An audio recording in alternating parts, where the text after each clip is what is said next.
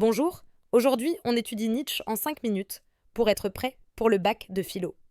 Récupère des fiches de révision déjà toutes faites tout au long de la vidéo et reste jusqu'à la fin pour découvrir les erreurs à éviter le jour du bac. Friedrich Nietzsche est un philosophe allemand du XIXe siècle. Il est l'un des penseurs les plus influents et controversés de la philosophie moderne. Chez Nietzsche, plusieurs grands thèmes rejoignent directement votre programme de terminale.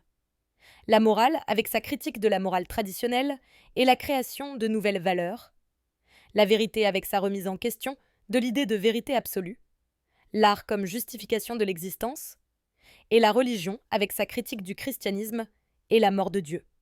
Parmi ses œuvres les plus connues, on trouve Ainsi parlait Zarathustra fait un récit philosophique, présentant le surhomme et l'éternel retour. Par-delà bien et mal critique des morales traditionnelles et appelle à créer de nouvelles valeurs. La généalogie de la morale analyse de l'origine et de l'évolution des valeurs morales. Et enfin, le Gaï Savoir pose une réflexion sur la connaissance, l'art et l'annonce de la mort de Dieu. La première idée fondamentale de Nietzsche, c'est sa critique de la morale traditionnelle. Nietzsche distingue deux types de morale. La morale aristocratique des maîtres, qui affirme la vie et la puissance, et la morale des esclaves, notamment chrétiennes, qui valorise l'humilité, la pitié et le renoncement. Cette dernière serait née du ressentiment des faibles contre les forts. Nietzsche critique cette morale d'esclave car elle nie la vie au profit d'un au-delà hypothétique. La morale d'esclave est essentiellement morale d'utilité. Dans vos dissertations, cette thèse est très utile dans un sujet sur la morale ou la justice. Par exemple, faut-il obéir à la morale ? Un exemple concret.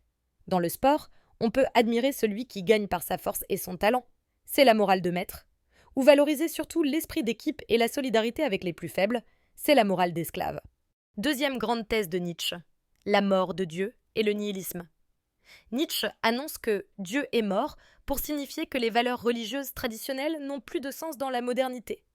Cette disparition des valeurs absolues conduit au nihilisme. Plus rien n'a de sens prédéterminé.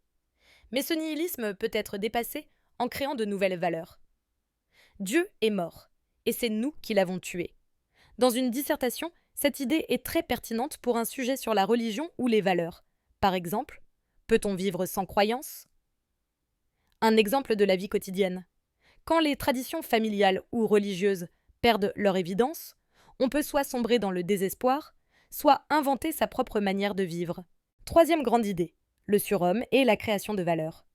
Le surhomme, Übermensch, n'est pas un être supérieur biologiquement, mais celui qui dépasse la condition humaine ordinaire en créant ses propres valeurs au lieu de les subir. Il affirme la vie terrestre sans avoir besoin de justification transcendante. Le surhomme dit oui à l'existence telle qu'elle est, et est avec ses souffrances et ses joies. Cette thèse est centrale dans une dissertation sur la liberté ou l'existence, comme par exemple « Sommes-nous libres de nos valeurs ?» Exemple concret. Un artiste qui invente un style nouveau, plutôt que de copier les maîtres anciens, incarne cette capacité créatrice de valeurs. Enfin, la quatrième idée. L'art comme justification de l'existence. Pour Nietzsche, l'art est supérieur à la science et à la morale, car il transfigure le réel et rend la vie supportable. L'artiste créateur est un modèle car il transforme la souffrance en beauté. L'art est rien que l'art. C'est lui qui rend la vie possible. C'est lui le grand séducteur qui pousse à vivre. Dans vos copies, vous pouvez mobiliser cette thèse dans un sujet sur l'art ou le bonheur, comme par exemple. L'art nous détourne-t-il de la réalité ? Exemple concret. Écouter de la musique qui nous émeut peut transformer une journée difficile et donner un sens esthétique à notre existence. Pour conclure, 3 précisions importantes à retenir pour éviter les pièges le jour du bac. D'abord, ne pas confondre le surhomme avec un être supérieur qui dominerait les autres. C'est avant tout celui qui se dépasse lui-même. Ensuite, ne pas réduire Nietzsche à un simple destructeur. Sa critique vise à permettre une création de nouvelles valeurs. Enfin, attention à ne pas faire de Nietzsche un nihiliste. Il diagnostique le nihilisme pour mieux le dépasser.